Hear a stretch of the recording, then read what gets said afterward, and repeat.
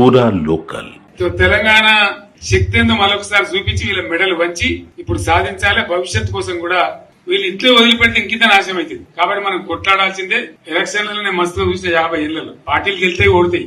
ఇంత మాయలు ఏడాది లోపలనే కాంగ్రెస్ పార్టీ దొరికితే కొడతాం రానంత గొప్ప. నువ్వు తూగుతున్నవా సోగుతున్నవా, నువ్వు నిలబడగలిగే పరిస్థితిలో ఉన్నవా? ఆయన బలంగా కొడతాడంట, ఆయన లేచి వస్తాడంట. ఇంకా వాళ్ళ బొంద తెలివికి నిన్న వారి పార్టీ మంది పెట్టాలి. అదేందో పోలింగ్ పెట్టిన వాడు చూసిరా మీరు?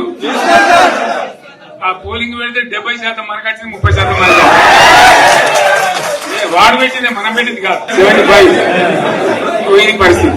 సోషల్ మీడియాలో నాకు ఆయనకు పోటీ పెడితేనంట ఆయనకు లైక్లు ఎక్కువ వచ్చినాయంట. టిక్ టాక్ లో 10 ఏళ్ళు ముఖ్యమంత్రి చేసినోడు, కేంద్ర మంత్రి చేసినోడు ఇవాళ టిక్ టాక్ లో కేసీఆర్ కు రేవంత్ రెడ్డికి పోటీ పెడితే ఆయనకు లైక్లు ఎక్కువ వచ్చినాయంటే నాకు తక్కువ వచ్చినాయంటే ఇవాళ వాళ్ళ కార్యకర్తలతో మాట్లాడుతున్నా.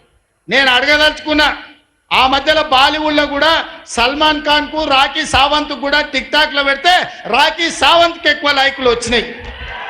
అంత మాత్రాన ఆమె సల్మాన్ ఖాన్ కంటే గొప్ప నటుడు నటురాలు అనేవారని అనుకుంటారా?